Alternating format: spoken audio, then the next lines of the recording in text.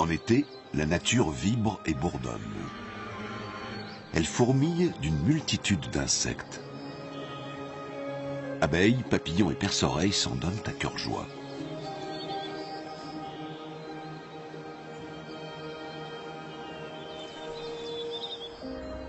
Mais l'arrivée de la saison froide met un terme à leurs activités.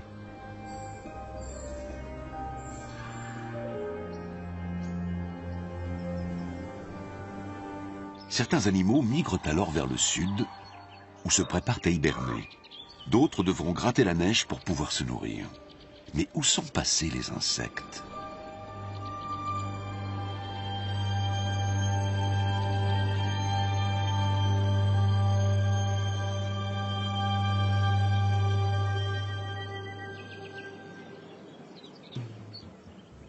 L'été est le point culminant de l'année.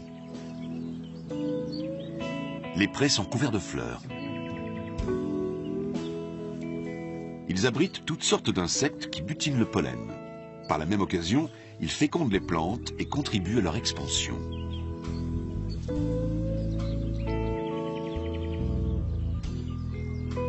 La fin de l'été est la période de maturité, la saison des récoltes.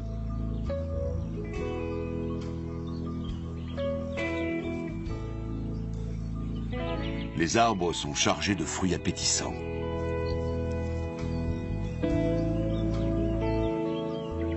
Les vergers abritent toutes sortes d'insectes.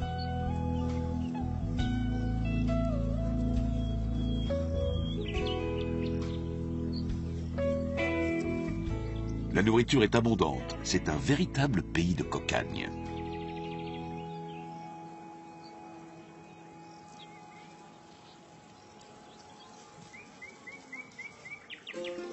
Les fruits tombés à terre attirent, entre autres, les frelons. Ces prédateurs carnivores ne dédaignent pas la chair des pommes.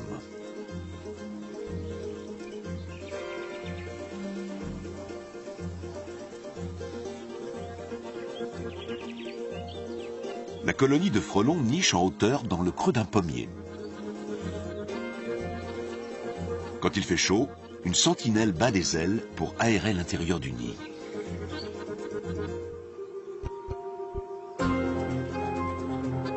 Le nid est installé à l'intérieur du tronc, une véritable citadelle faite de papier mâché. Des ouvrières l'agrandissent constamment avec une pâte à base de bois mastiqué imprégné de salive.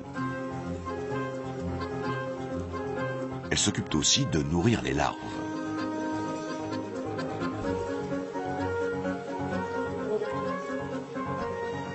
Elles assistent la reine, sensiblement plus grosse, chargée de pondre les œufs.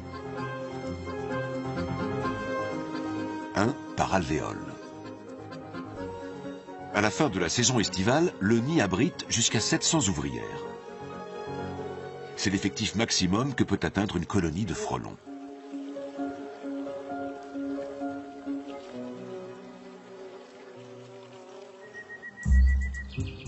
Tout près de là, sont installées des ruches qui abritent des essaims d'abeilles.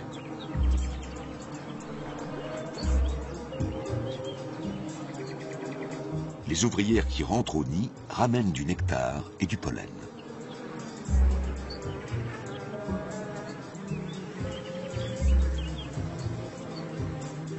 Les pattes chargées de pelotes jaunes de pollen, elles sont les bienvenues. Il n'en va pas de même pour d'autres membres de la colonie. L'entrée de la ruche est le théâtre d'une scène cruelle qui préfigure l'arrivée de l'hiver, l'expulsion des faux bourdons.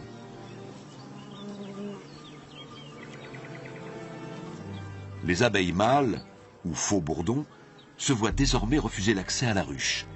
Ils ont fini de remplir leur fonction naturelle qui est de féconder les reines. Les mâles qui étaient nourris tant qu'ils avaient un rôle à jouer sont devenus des bouches inutiles. Ils sont condamnés à mourir de faim au pied de la ruche. Pendant ce temps, les ouvrières continuent à collecter du nectar et du pollen pour constituer des réserves pour l'hiver. Le pollen, riche en protéines, est entreposé dans des alvéoles spéciales. Le nectar est stocké à part. Il servira à fabriquer le miel. « 60 000 abeilles peuvent cohabiter dans un essaim, autour d'une reine qui peut vivre jusqu'à 5 ans.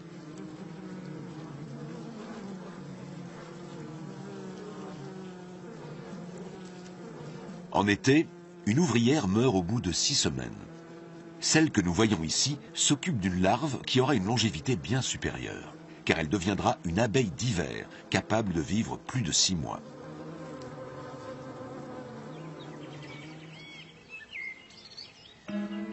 À la fin de l'été, les soirées sont encore douces.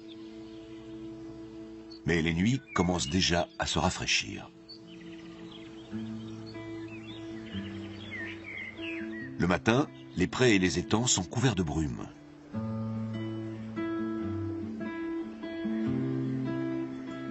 De la rosée se dépose sur les feuilles et les fleurs, mais aussi sur les ailes des libellules. Comme tous les insectes, ce sont des animaux à sang froid. La température de leur corps varie en fonction de leur environnement. À cette heure, les libellules sont encore engourdies par la fraîcheur de la nuit. Elles doivent faire le plein de soleil avant d'aborder la journée.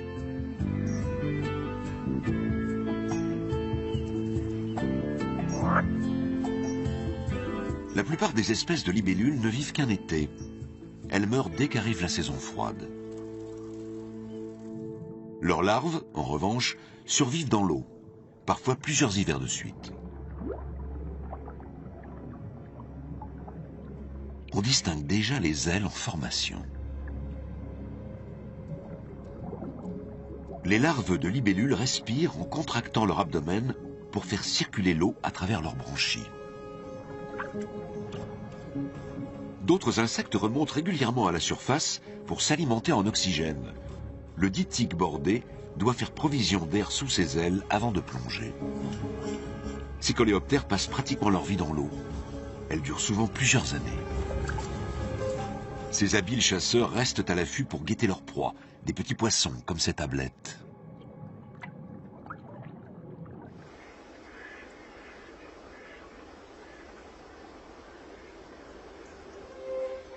En forêt aussi, la fin de l'été est le temps de la plénitude. Les champignons pointent leurs chapeaux afin de pouvoir répandre des spores et assurer l'expansion de l'espèce.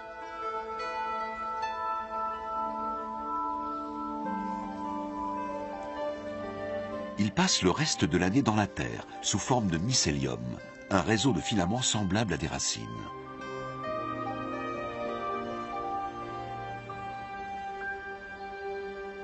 Dans les profondeurs du sol, on trouve également d'étranges créatures. Ce sont les larves d'un insecte imposant. À ce stade, elles n'ont rien de commun avec la forme future que prendra l'animal.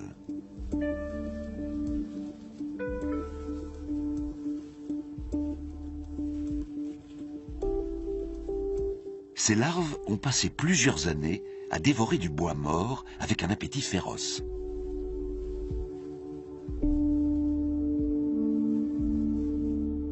L'heure est venue de se transformer.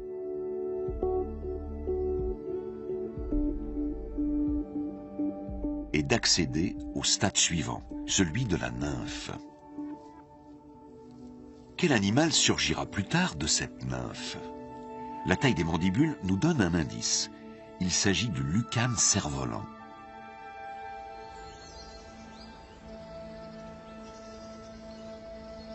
À mesure que l'automne approche, les feuilles changent de couleur. Les glands mûrissent. Les geais les ramassent et les cachent pour se constituer des réserves. Le loir gris, lui, se rue sur les graines de hêtre, riches en lipides, en prévision de l'hibernation.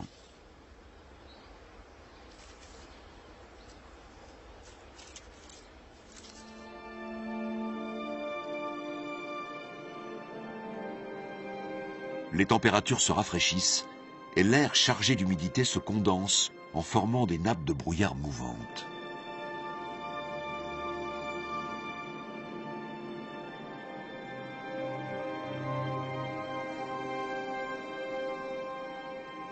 Dans les prés, les colchiques déploient leur corolle. Les journées froides et humides se succèdent. Mais les frelons sont encore actifs. Ils rétrécissent l'entrée du nid pour garder la chaleur. Mais de toute façon, la colonie est vouée à disparaître, car les frelons se nourrissent tout l'été de protéines animales et ne font pas de réserve comme les abeilles. À l'intérieur du nid, les ouvrières qui s'activent sont déjà moins nombreuses. Certaines se livrent d'ailleurs à une étrange occupation. Elles tirent des larves vivantes hors des alvéoles et les expulsent du nid.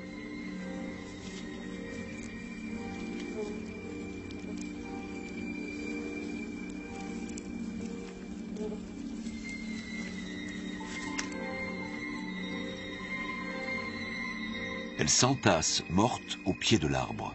Les ouvrières ont éliminé des bouches inutiles à nourrir.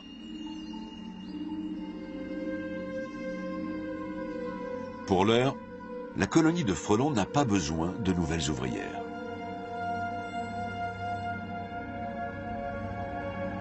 La reine elle-même est devenue inutile.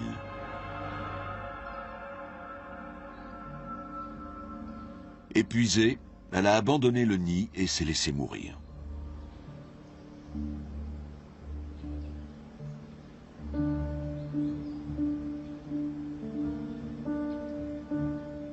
Seules quelques larves reçoivent encore de la nourriture. Ce sont elles qui donneront naissance aux reines qui fonderont de nouveaux nids au printemps prochain, si elles arrivent à passer l'hiver.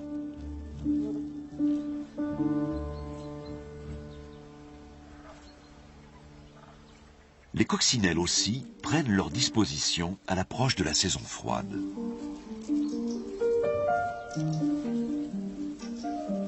Elles recherchent un endroit protégé, un creux entre des rochers ou la fissure d'un mur. Elles entreront bientôt dans une sorte de léthargie. Leur sang contient un véritable antigel naturel qui leur permet de supporter une température de moins 10 degrés. Sur les meilleurs sites d'hibernation, elles se rassemblent souvent par centaines. Celles qui sont installées dans des crevasses suffisamment profondes seront à l'abri d'une mauvaise surprise. À l'occasion d'un redout hivernal, certaines se réveillent, mais ne trouvent alors aucune nourriture. Au printemps prochain, elles commenceront par s'accoupler.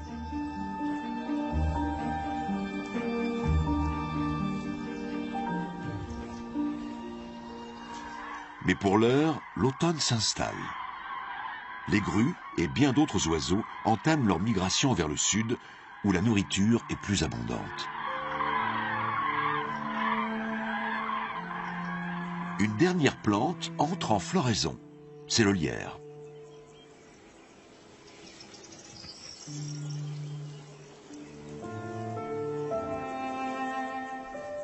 Il attire une foule de papillons, d'abeilles, de guêpes et de cirfes. Il règne autour de la plante une activité frénétique, comme dans la prairie en été. Le Vulcain fait le plein d'énergie, car il se prépare à faire un long voyage.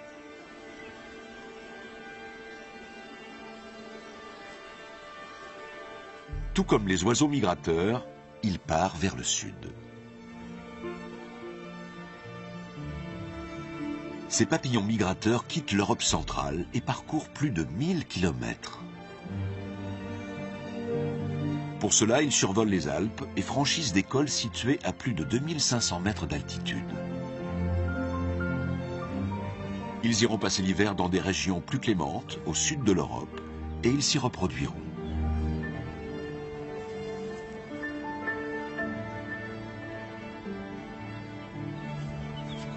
Les marmottes, elles, se réfugient au fond de leur terrier, dans des chambres tapissées d'herbes sèches, où elles passeront plusieurs mois dans un profond sommeil. Au nord des Alpes, l'automne réserve encore de belles journées. Les vignobles se teintent de couleurs éclatantes.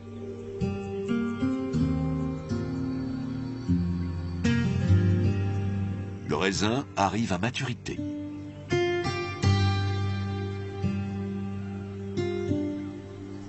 Ces grappes attirent les derniers frelons de la colonie. Le jus un peu fermenté procure une dernière ivresse à ces ouvrières qui vont bientôt mourir.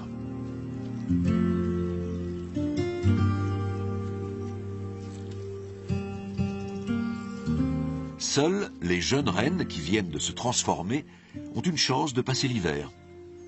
Elles se mettent à l'abri dans un endroit protégé ou s'enterrent dans le sol. D'autres insectes les y ont précédées. Ces œufs, enterrés dans une cavité souterraine, ressemblent à de minuscules raisins.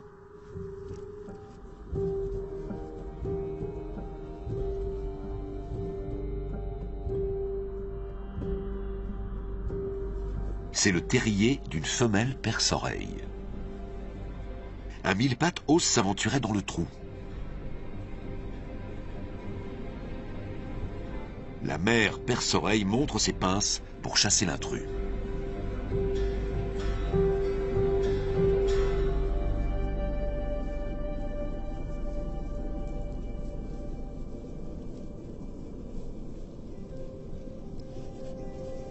Une femelle peut pondre jusqu'à 70 œufs, gros comme des têtes d'épingle. Elle passe son temps à les nettoyer. Tout l'hiver, elle prendra soin des œufs, puis des larves, ce qui est un comportement très inhabituel chez les insectes.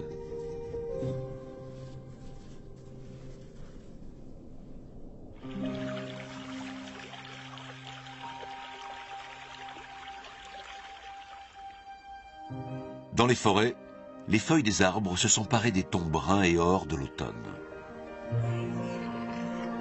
Le brame des cerfs résonne dans les clairières.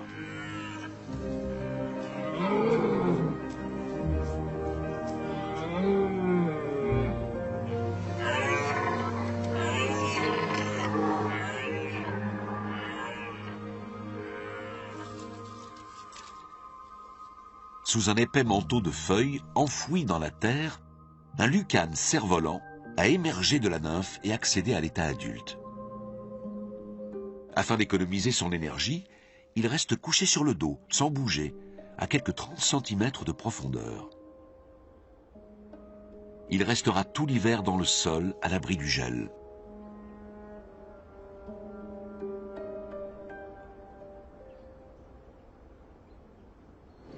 Car dehors, le froid se fait plus mordant.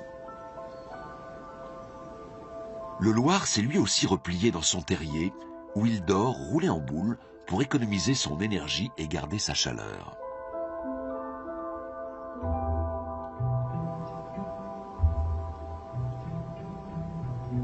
Lorsqu'il gèle, la brume se cristallise en givre. La plupart des insectes ont disparu.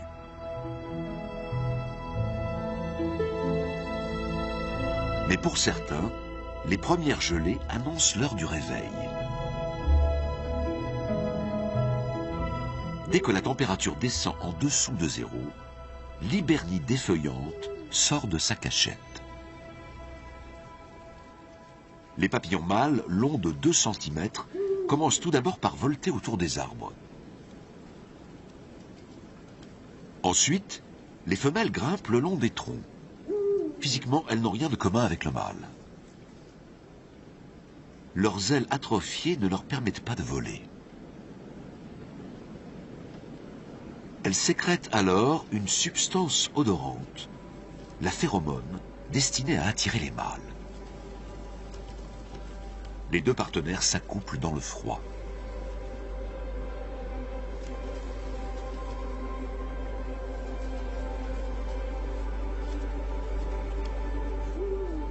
Peu de temps après, les femelles déposent des œufs dans des fissures d'écorce. Mâles et femelles meurent après leur union, avant même de s'être alimentés. Ils n'opèrent leur dernière mue que pour féconder et pondre des œufs.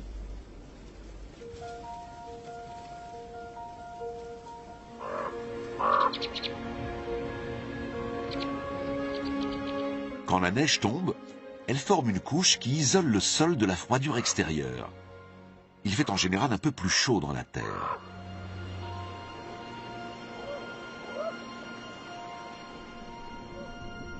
une minuscule araignée vient de faire irruption dans le terrier du perce-oreille.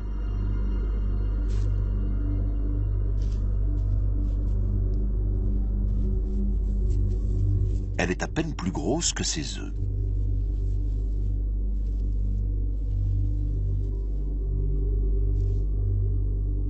La femelle perce-oreille ne relâche jamais sa vigilance. Elle poursuit ses activités de nettoyage tout en tâchant d'éloigner l'intruse.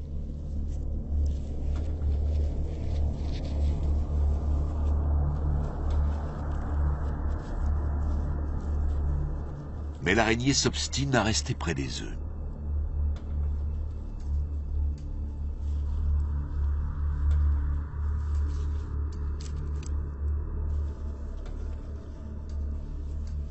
La mère se décide à lancer l'assaut, la queue levée tel un scorpion.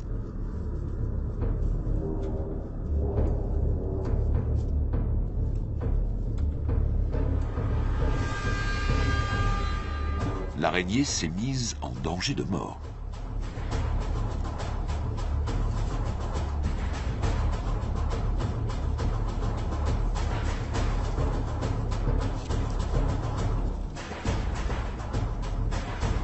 Elle part finalement sans demander son reste. Les œufs n'ont subi aucun dommage.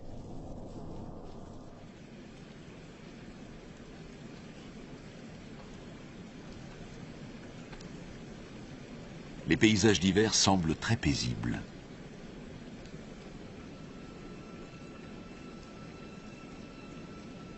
Pour pallier le froid et supporter cette période difficile, de nombreux mammifères se sont couverts d'un épais pelage.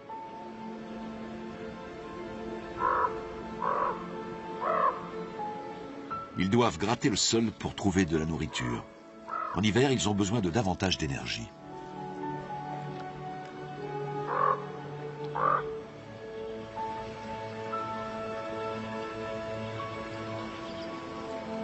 Le froid se fait de plus en plus vif. Et même les ruisseaux commencent à geler.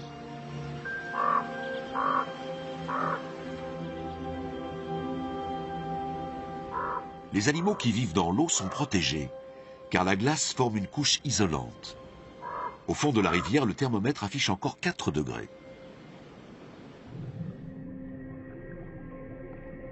Les larves de libellules se sont mises à l'abri.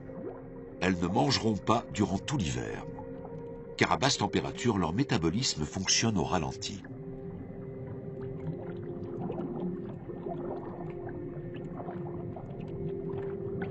Le dytique bordé a besoin de moins d'oxygène. Quand la surface de l'eau est gelée, il se contente de la provision d'air qu'il a stockée sous ses ailes.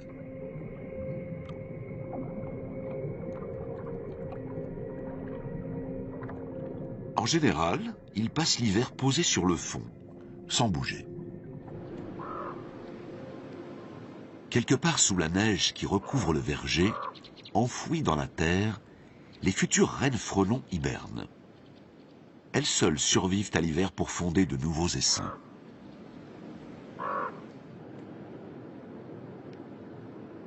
Tout près de là, à l'intérieur de la ruche, on entend vrombir l'essaim.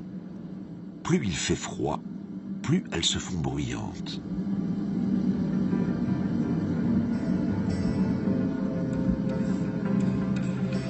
Au centre des casiers de cire, les abeilles se sont rassemblées pour former une grappe. En dépit du froid extérieur, elles parviennent à y maintenir une température supérieure à 20 degrés. La population de la ruche a diminué de moitié, mais elle compte encore quelques 20 000 membres. Régulièrement, les abeilles font vibrer leurs ailes pour contracter leurs muscles et dégager de la chaleur.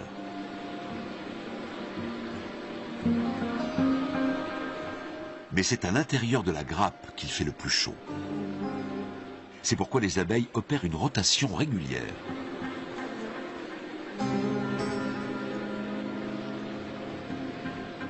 Elles sont capables de maintenir cette activité grâce au miel qu'elles ont stocké dans les alvéoles durant tout l'été. Les abeilles le distribuent en se donnant la becquée. Grâce à ce travail d'équipe, la colonie entière survit à la saison froide. y compris la plus importante de toutes, la reine.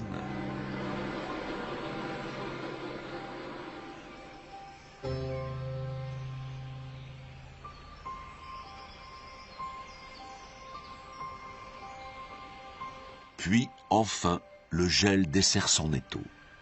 La neige commence à fondre.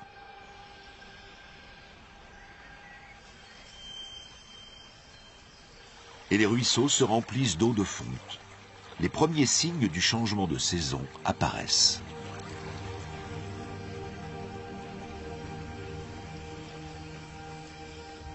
Sous la terre aussi, il se passe des choses. Des points bruns sont apparus sur les œufs du perce-oreille. Et quelque chose palpite à l'intérieur.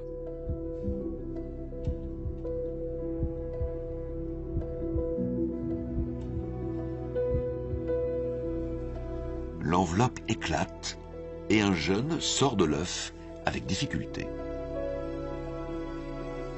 Les points bruns correspondent aux yeux de la larve qui subira encore plusieurs mues, mais ressemble déjà beaucoup à l'insecte adulte.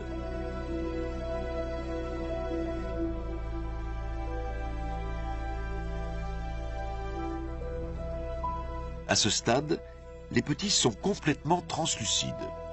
Ce n'est qu'au fil des métamorphoses qu'ils prendront la même couleur que leur mère.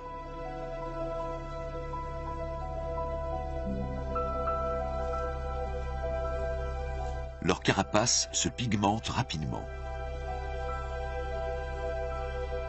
Cette fois, les derniers œufs feraient bien d'éclore.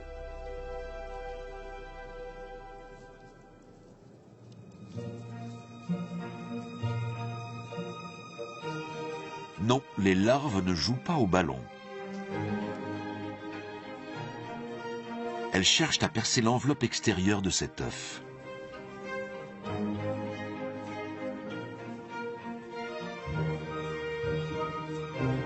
Elles se ruent sur leurs frères et sœurs qui ont trop tardé à naître.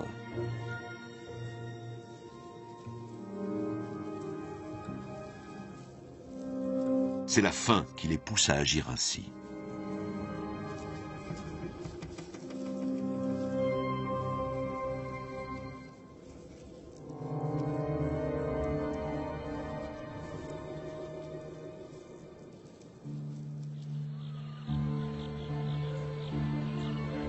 Cette fois, les arbres du verger sont en pleine floraison. Ils fournissent de la nourriture aux premières abeilles qui sont sorties pour approvisionner la ruche.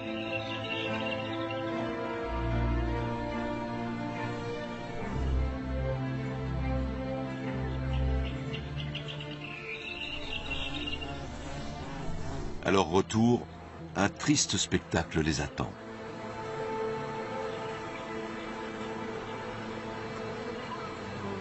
L'entrée de la ruche ressemble à un champ de bataille.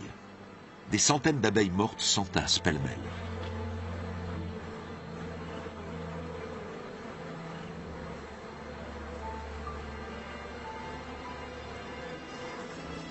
Ce sont les occupantes qui n'ont pas survécu à l'hiver. Il s'agit maintenant de les évacuer.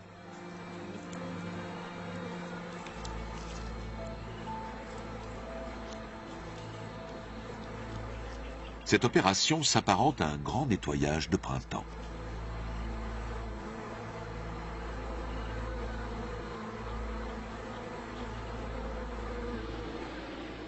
À l'intérieur, l'essaim s'active en prévision de l'été. La reine est déjà à pied d'œuvre. Sa fonction consiste à pondre des œufs, jusqu'à 2000 par jour et jusqu'à 200 000 par an.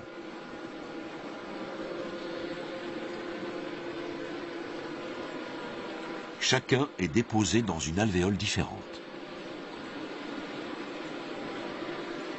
Ce sont les ouvrières qui les prennent en charge, jusqu'à ce que la larve parvienne au stade adulte.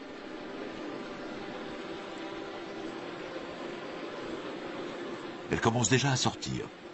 Une nouvelle abeille de printemps émerge de son alvéole. Elle doit elle-même déchirer l'opercule de cire.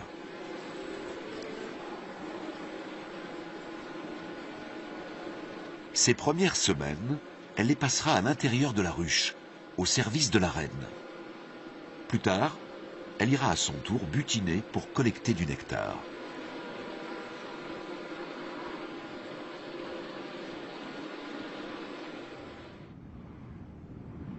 Dehors, l'hiver semble tout à coup revenu et les abeilles ont cessé de sortir. Est-ce un simple caprice de la météo? Ou un signe qui préfigure le changement climatique? À l'avenir, en tout cas, le rythme des saisons se fera de plus en plus capricieux, ce qui pourrait gravement perturber le cycle complexe de nombreux insectes.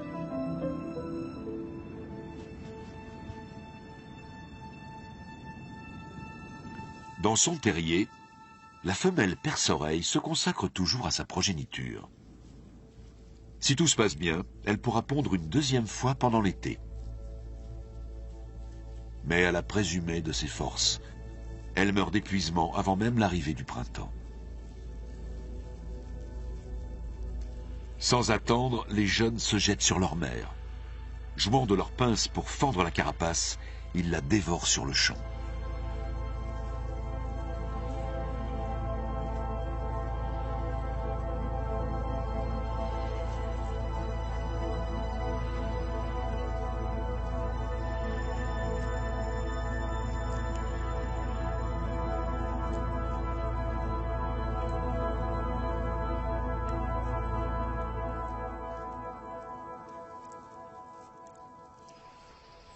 Le retour du froid est de courte durée.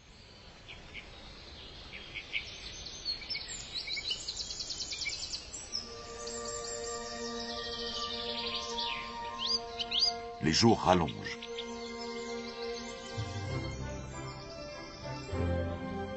Chez les oiseaux, la saison des amours commence.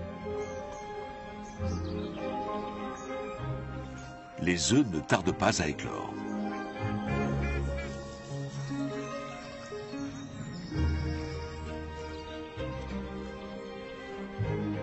Au printemps, la nature se réveille.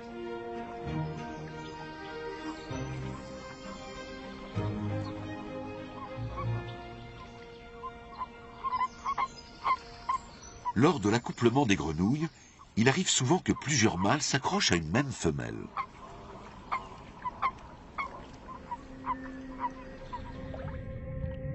La ponte des amphibiens forme un collier gélatineux qui peut atteindre 2 mètres.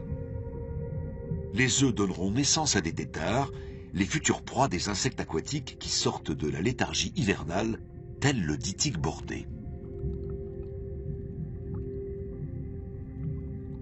Maintenant que l'eau s'est réchauffée, ils recommencent à chasser.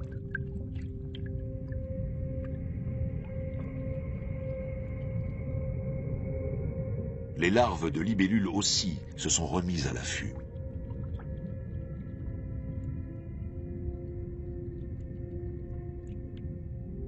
Lorsqu'elle déplie la partie inférieure de sa mâchoire,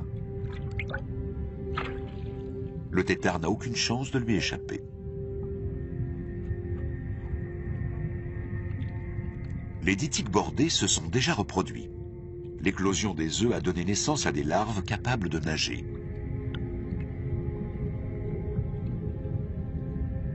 Leur bouche armée de mandibules acérées sera fatale à un grand nombre de têtards.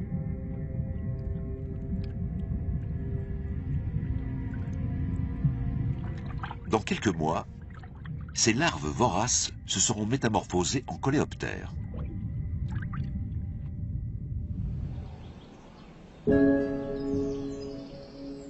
Cette fois, l'air se fait plus doux. Au bord de l'étang, les larves de libellules sont sorties de l'eau pour grimper dans les roseaux. Elles déchirent déjà l'enveloppe nymphale pour atteindre le stade adulte. Elles ne tarderont pas à s'envoler et à s'accoupler.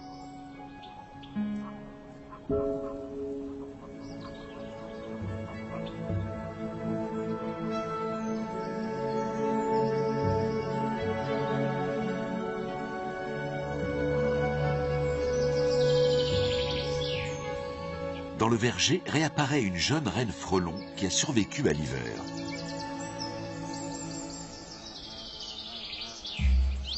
Elle s'apprête à fonder une nouvelle colonie au creux d'un arbre. Pour cela, elle doit construire le nid, récolter de la nourriture, pondre des œufs et nourrir les premières larves. Une activité à plein temps pour cette jeune mère célibataire.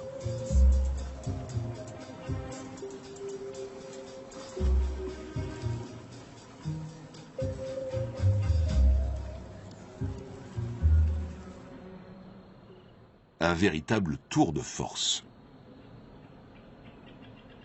14 jours après avoir pondu le premier œuf, elle reçoit enfin de l'aide. En rentrant au nid, elle découvre qu'une première ouvrière est sortie de son alvéole et commence à s'occuper des larves.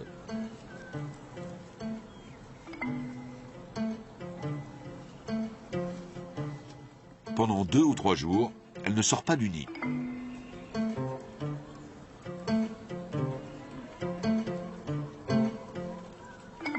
Elle assiste sa mère dans les tâches domestiques.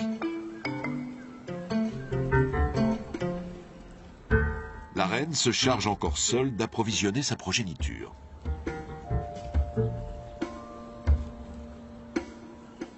Mais cette fois, elles sont 2 à nourrir les larves.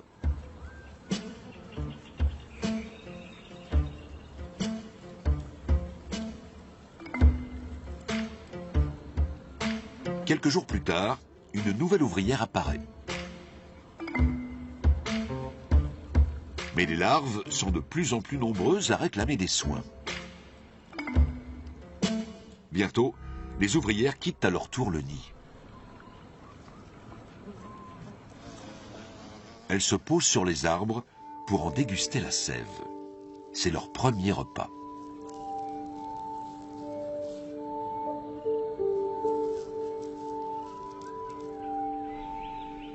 La forêt aussi est en pleine régénération. Les chênes sont désormais couverts de feuilles.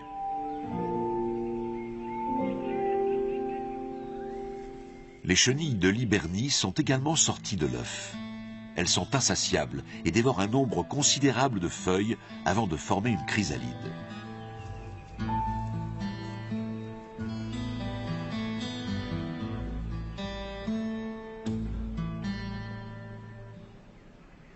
Dans la forêt, la salamandre tachetée a passé l'hiver à l'abri du gel dans des crevasses ou des grottes.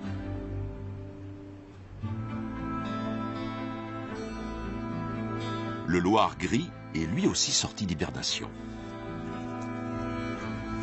D'autres insectes opèrent leur dernière mue, tel le lucane cerf-volant qui sort de terre, en proie à une excitation toute printanière.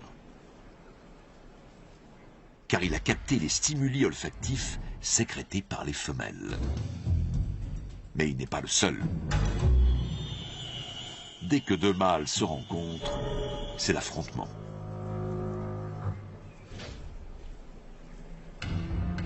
Les mandibules du cerf-volant ressemblent à des bois de cerf, d'où son nom. D'ailleurs, ils s'en servent comme d'une arme lorsqu'ils combattent.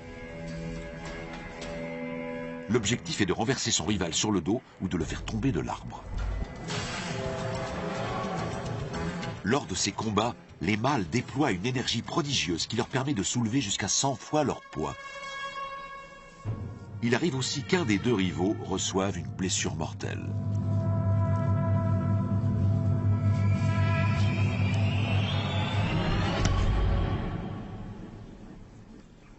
Celui-ci survivra à sa chute. Le vainqueur, lui, passe immédiatement à l'action.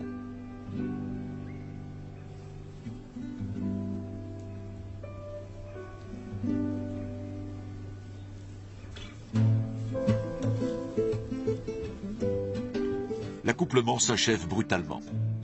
La femelle ne tardera guère à aller déposer ses œufs entre les racines d'un arbre mort.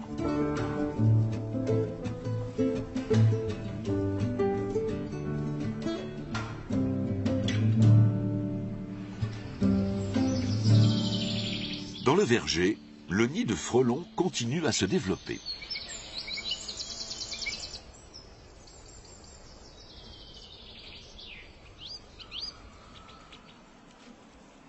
Les ouvrières s'activent maintenant par dizaines, et pas seulement pour approvisionner la colonie en nourriture. Elles partent aussi chercher du bois mort qu'elles déchirent avec leurs pinces acérées. Elles le malaxent et l'enrobent de salive pour fabriquer le matériau qui leur sert à construire le nouveau nid.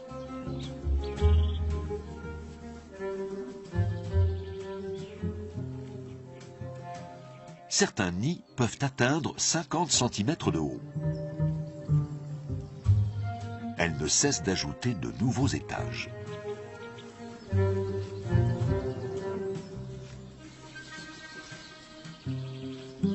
La reine peut désormais se consacrer à sa tâche principale, pondre un œuf au fond de chaque alvéole.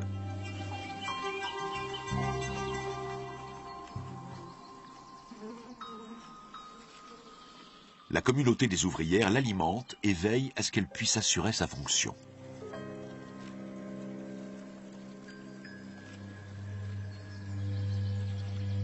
La nouvelle colonie pourra ainsi croître sans problème.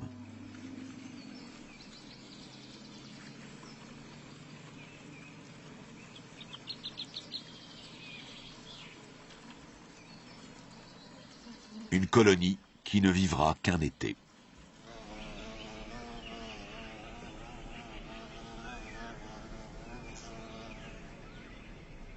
Sur la prairie, l'herbe a reverdi et les plantes sont à nouveau en fleurs. Les perce-oreilles ont quitté depuis longtemps le terrier et sont maintenant à la recherche de nourriture.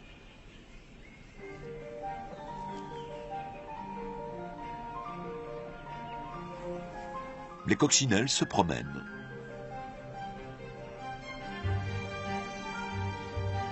Et œuvrent à la survie de l'espèce.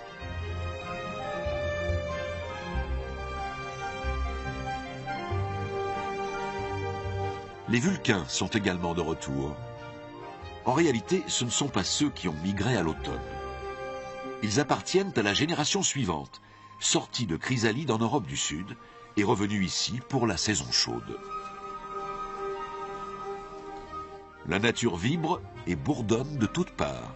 Elle fourmille d'insectes. C'est l'été. Et toute cette agitation durera jusqu'à l'hiver prochain.